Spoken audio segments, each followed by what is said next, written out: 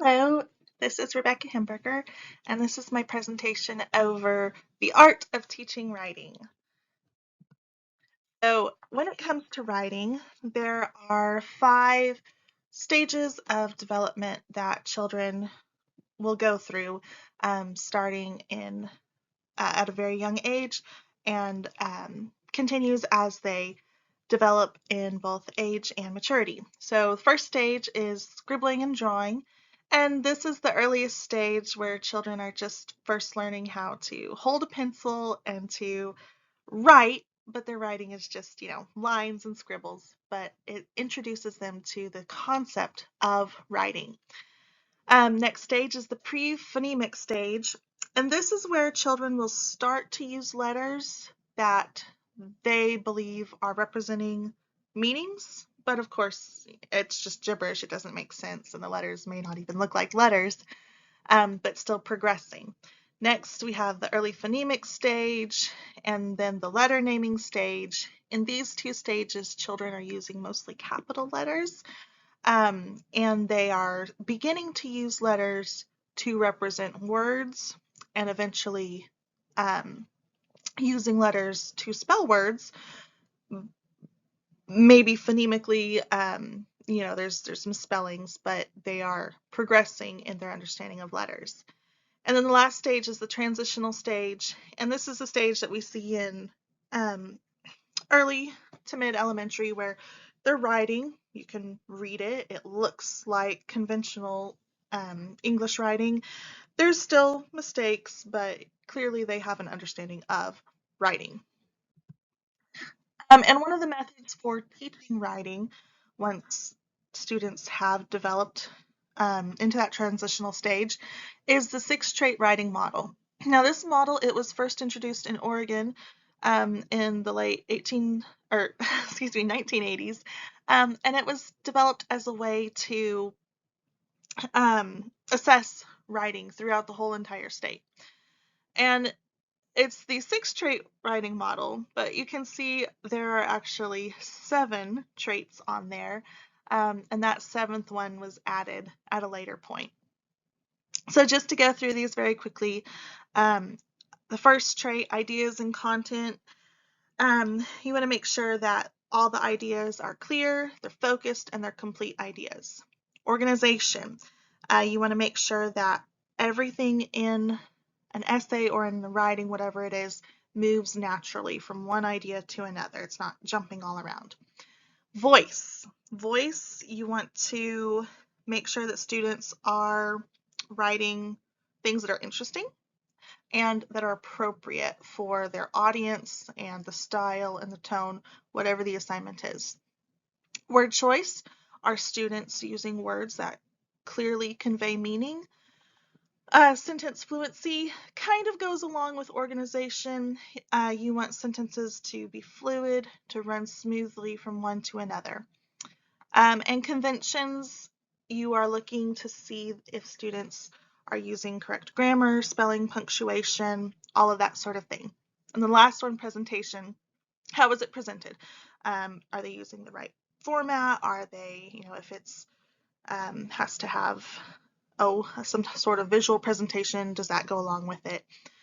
And then the way to score the 6-trait writing model, traditionally you have a 6-point scoring system which goes through and awards points based on levels of completion for each one of these traits. But in a teacher's very limited time, that 6-point scoring system has been reduced to a 3-point scoring system. So 3 points, did they do everything perfectly? 2 points, they showed some effort, some progress, but maybe had a few mistakes.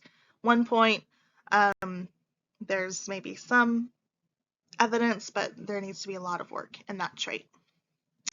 Next, how to teach writing. How to get students to be comfortable with writing. The best way to do that is to provide daily writing time. And this doesn't mean that your students have to write big long papers every day. They just need to be spending time writing every day. And it doesn't have to be sit down, write in one solid block of time.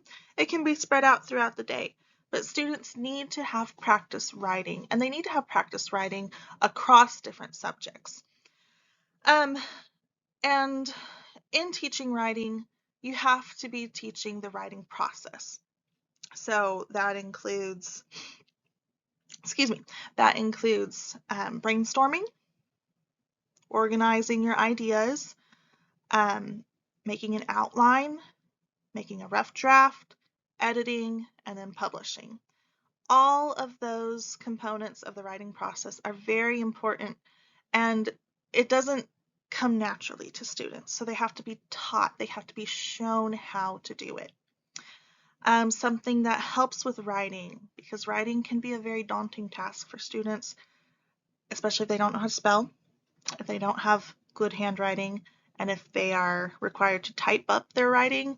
If they don't know how to type, it is a very huge task. So including spelling, handwriting, and typing in our daily or weekly teaching assignments, that helps students with that whole writing process. And then finally, our classrooms, they should be open and encouraging places where students feel like they want to write and they want to share what they've written. And that's where having this community of writers comes in. Encourage your students to write, cheer them on whenever they do write something. And it doesn't have to be just classwork or assignments.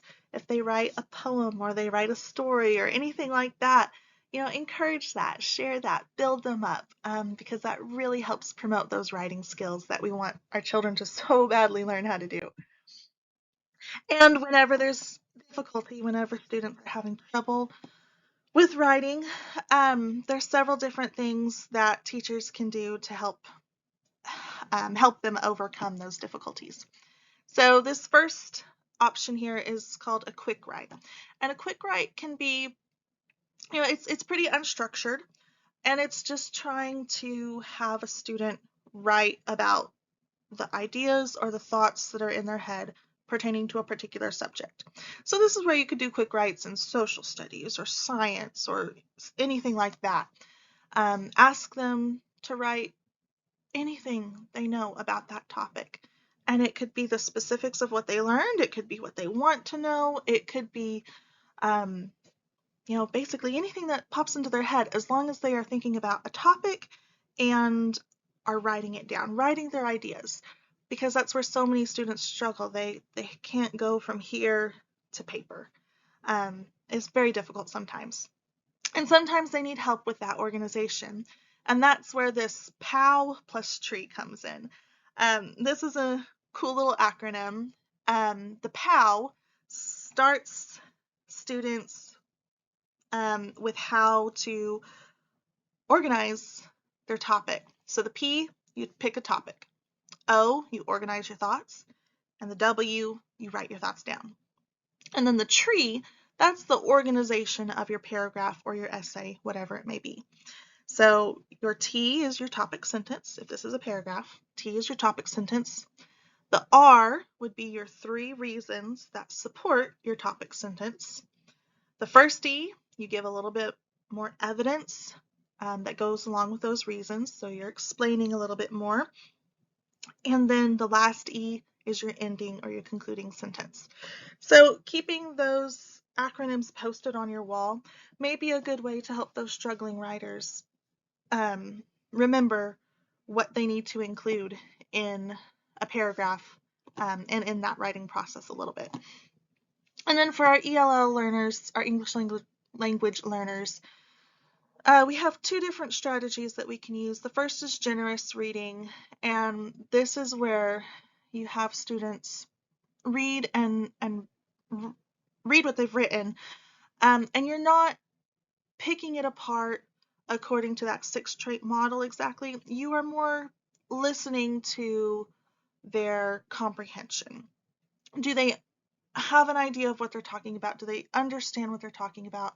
Even if it's not written perfectly, it's a start and it's something to build from. And interactive writing is where students are working with a teacher to kind of team up and write together. So it's not such a daunting task. Ways to engage students to write. You can have, I have a couple here. I'll just talk briefly about a few of them. Photo library, taking pictures. Kids love to take pictures. Have them write captions for those pictures. Tell, make a brochure, make a poster, anything where they can explain or write a story about what's going on. That really engages that creativity. Celebrate and show, have students share their work. If they want to post it on the wall, have a place where you can post student work on the wall and other students can look at it, read it, and really, really encourage those students to write and to share what they're writing. And then finally, we have a writing workshop that teachers can use within their own classroom. There's 5 phases to this. The first phase is teacher sharing. So this will be where the teacher stimulates the class. They're opening up the writing section of the day and they are maybe posing a question to the class or, sharing something interesting and just trying to really engage students to get them in the mood for writing. Phase 2 is the mini lesson. So this is where the teacher is presenting the information, the content, whatever it may be that they're going to teach that day. Are they teaching poetry? Are they teaching paragraph writing? Are they teaching genre? Anything like that. And this is where the teacher does that. And, 10 to 15 minutes. It doesn't have to be a very long time. Phase 3 is state of the class. And this is where the teacher will, there's several ways of doing this, but essentially it's where the teacher is letting the student decide what they want to work on. So students need to assess their own skills, their own abilities, and decide what it is, which part of the writing process that they need to be working on. Are they still at brainstorming or are they all the way at editing? And they can choose what they're going to work on for that day, and teachers need to make sure that they keep an eye on students and are checking their progress, because this is one of the problems that can occur with writing workshop. If students are left totally on their own, they might fib or they might just stay in the easiest part of the process and never move on to challenge themselves. So teachers really have to keep their students accountable and check their progress with this. Phase 4 is workshop activities, and this is where the students are writing. They're going through the different processes, or they're going through the different stages of the writing process, and ideally, a classroom would be set up where there's a different station for each one of those activities. So you might have editing over here, and you might have brainstorming over here, and peer review.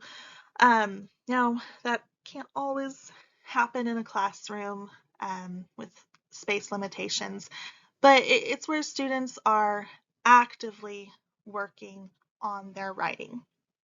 And of course, the teacher needs to be going around and helping out as needed, and helping challenge those students who are maybe being a little complacent or need that little extra boost. And then or simply have questions. And then the last phase is phase 5, and this is where students get to share what they've written. It's good for students to hear the writings and the skills of their peers. It helps give them confidence. It helps them compare their writing to another in a good way.